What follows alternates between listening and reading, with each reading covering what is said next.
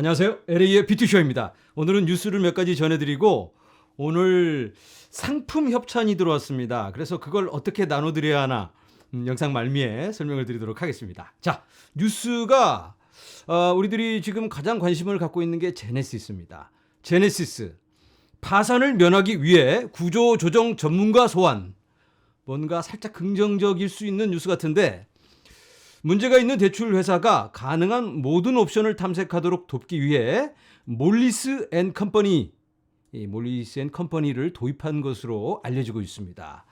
크립토 커런시 대출 회사 제네시스 글로벌 캐피털은 잠재적인 파산을 포함하지만 파산을 피해가는 건 아닙니다. 이런 가능성도 있지만 이에 국한되지 않는 모든 가능한 옵션을 탐색하기 위해 구조조정 고문을 고용한 것으로 알려졌습니다.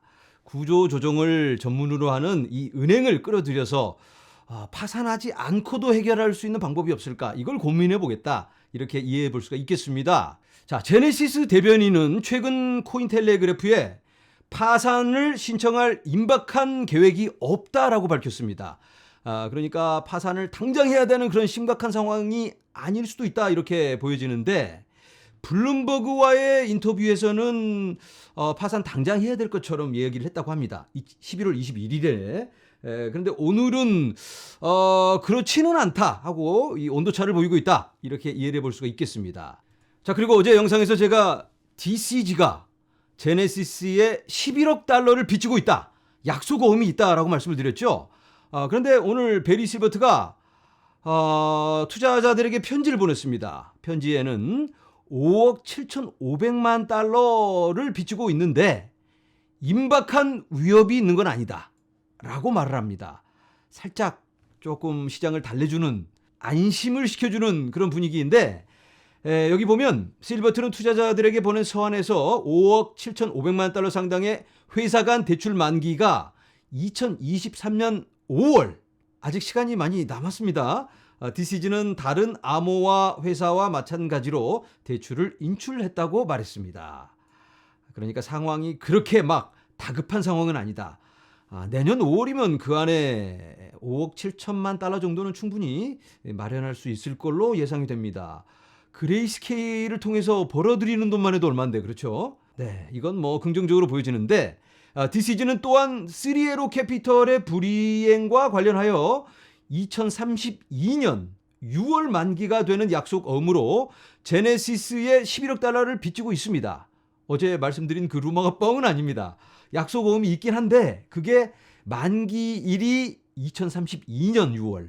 그러니까 뭐 10년이 넘게 남았으니까 10년이면 뭐 강산이 변하고 비트코인 가격이 얼마에 올라가 있을지 모르니까 이 정도 빚은 뭐 가볍게 해결할 수 있을 걸로 보입니다. 지금은 이 제네시스가 가장 큰 폭탄입니다. 폭탄의 역할을 하고 있는데 여기서 빨리 이 폭탄에 불을 끄고 시장을 안정화를 시켜야 됩니다. 만약에 이 상황이 조금 안 좋게 흘러간다면 제네시스를 통해서 또 연쇄적으로 자빠지는 회사들이 생길 수가 있는 거니까 지금이 가장 큰 고비일 것 같다. 이렇게 제가 여러 번 말씀을 드리고 있는데 잘 해결되어야 되겠습니다. 그리고 무너진 암호화폐 거래소 FTX는 총 12억 4천만 달러의 현금을 보유하고 있지만 여전히 최소 31억 달러의 빚을 지고 있습니다. 이게 안 좋은 느낌이 들긴 하지만 다른 각도에서 보면 약간은 긍정적입니다. FTX 쫄딱 망해서 아무것도 안 남은 줄 알았는데 총 12억 달러 자산이 있다. 현금을 보유하고 있다라고 합니다. 지난 영상에서 제가 소개를 했죠. FTX는 파산을 했지만 다른 자회사들이 굉장히 많이 있습니다. 영향을 받지 않은 현금을 보유하고 있는 이런 FTX 재팬, 터키, 유럽 뭐 너무 많습니다. 그래서 이런 자산들을 다 모았더니 상당히 된다. 그래서 FTX에 자문을 제공하고 있는 알바라스 말살은 팀이 처음에 알려진 것보다 실질적으로 더 많은 현금 잔고를 확인했다고 말했습니다. 그나마 좀 다행이라고 말씀을 드릴 수가 있겠는데 FTX 피해자분들께는 약간의 희망이 좀 생기는 게 아닐까라고 말씀을 드려봅니다. 12억 4천만 달러 전체 잔고는 여전히 FTX가 채권자에게 빚진 수십억 달러의 현저히 이 부족을 나타냅니다. 여전히 부족하긴 합니다. 그렇지만 아예 빵원이라면 전혀 해결 방법이 없는데 그래도 좀 남아있다면 나눠 갖게 된다면 조금 돈을 돌려받을 수도 있기 때문에 이 부분에 대해서는 조금 희망적이 아닌가 이렇게 말씀을 드려봅니다. 자, 이번에는 미국 하원 의원의 말을 들어보도록 하겠습니다. FTX 붕괴는 암호화 실패가 아니다 라고 미네소타 하원 의원 톰 에머는 말합니다. 톰 에머라면 암호화폐, 친암호화폐적인 그런 인물입니다. 이 톰 에머라는 사람이 업계의 현재 상태에 대해 샘 뱅크맨 프리드와 SEC 의장 게리 겐슬러를 비난할 때 말을 다듬지 않았습니다. 여기 채찍으로 그냥 갈겨버리듯이 이 비판의 말을 아끼지 않았다. 이렇게 볼 수가 있겠는데 이것은 단지 FTX의 실패가 아닙니다. 중앙 집중식 금융의 실패이자 샘 뱅크맨 프리드의 실패입니다. 이게 맞는 말이죠. 지금 이 암호화폐가 문제가 아니고 중앙 집중식 금융 시스템이 문제인 겁니다. 이 중앙화된 거래소에서 사람들 몰래 그 돈을 가지고 자기들 맘대로 레버리지 쳐서 이걸로 그냥 한탕 해먹으려는 있지도 않은 돈을 찍어내서 빌려주고 중앙화된 이런 부패한 모습이 이 암호화폐에서도 나타나게 된 거다. 예전에 했던 그런 모습들이 똑같이 적용이 된 거다. 아이템만 달라진 거지. 주식시장에서도 작년인가요? 그 게임스탑에서 그 공매도 세력들을 혼내줬잖아요. 거래소에서 주식거래소에서 그 뒤 봐주는 시타델 같은 그런 친구들이랑 같이 작당해서 그냥 공매도로 개미들 베껴먹고 한탕 해먹는 헤지펀드들 이런 것들의 모습이 여전히 나타난다. 중앙화 시스템에서는 이걸 피할 길이 없고 또 규제하는 그런 높은 데 있는 친구랑 또 뭔가가 이 조율된 모습들이 보이기도 하고 이런 걸 지적하는 겁니다. 그리고 미국의 은행들도 지급준비금이 지금은 얼마죠? 0%. 코로나 이후로 0%로 줄였습니다. 돈도 가지고 있지 않은 있지도 않은 돈을 빌려줘서 이자 받아먹는 은행들 뭐가 다르냐? 뭐 그런 지적들이라고 볼 수가 있겠습니다. 자, 그들은 샘 뱅크맨 프리드 및 다른 사람들과 협력하여 다른 사람들이 받지 못하는 SEC에 특별 대우를 제공했습니다. 역시 맹렬한 공격이 이어지고 있습니다. 게리 겐슬러가 뜨끔하겠는데요. 이 사람이 조사하겠다고 막 그러고 있습니다.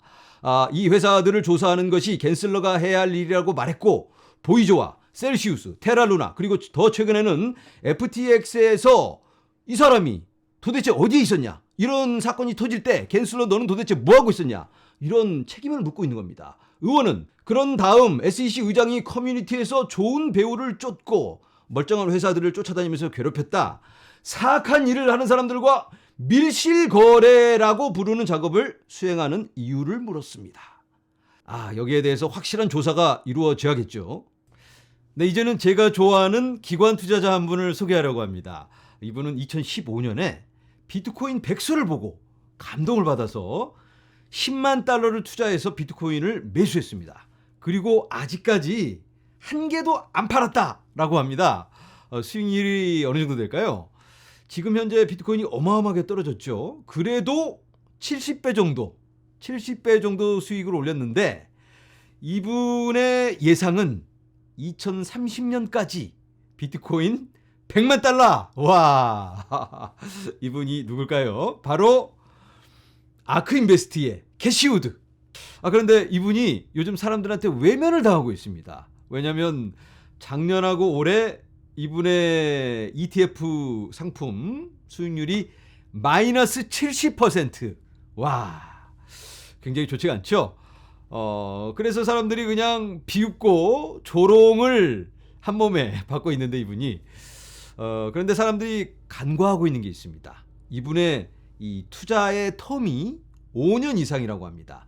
지난 5년의 캐시우드의 실적을 보면 어마어마합니다. 너무나 잘하고 있는데 그런데 지금 당장 떨어지니까 사람들이 이렇게 등을 돌리고 있는 거죠. 이분이 2030년까지 비트코인 100만 달러를 얘기하는데 그게 올 초쯤입니다. 그런데 방향이 반대로 지금 막 꺼져버렸으니까 사람들이 아휴 하고 비웃고 이럴 때 또 이분 의견이 어떨까 궁금하지 않을 수가 없겠죠. 그래서 오늘 블룸버그에서 이분과 인터뷰를 합니다. 비트코인 100만 달러 2030년까지? 아하, 아직도 그렇게 생각하십니까? I'm assuming, Kathy, that you're going to hold to your Bitcoin forecast for, what is it, $1 million per coin by 2030. That still feels good to you. Yes, and you can, sometimes you need to battle test. You need to go through crises to see who the real, to see the survivors first of all, but really to battle test the infrastructure and the thesis. And again, we think Bitcoin is coming out of this smelling like a rose because of what I have mentioned previously. And I do think, though, the one thing that will be delayed is perhaps institutions stepping back and just saying, okay, do we really understand this? And once they actually do the homework and see what's happened here, I think they might be more comfortable moving into Bitcoin and perhaps Ether. Why should investors trust crypto? Why do you trust crypto at this point? Yes, if you look at the blockchains, let's use the Bitcoin blockchain and Ethereum, what you'll find is they have the infrastructure, the technology has not skipped a beat throughout this entire crisis. In fact, the hash rate, Bitcoin's hash rate is at an all-time high, and that is a real indication of the security of the network.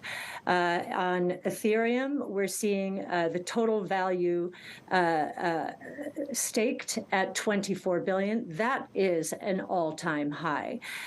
So we think the infrastructure is working beautifully.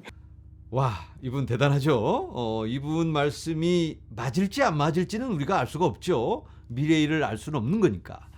그런데 이분이 뭔가 꿈을 갖고 계획을 하고 분석을 해서 밀고 나가는 모습을 보면 굉장히 대단한 분이 아닌가 이런 생각이 들긴 합니다.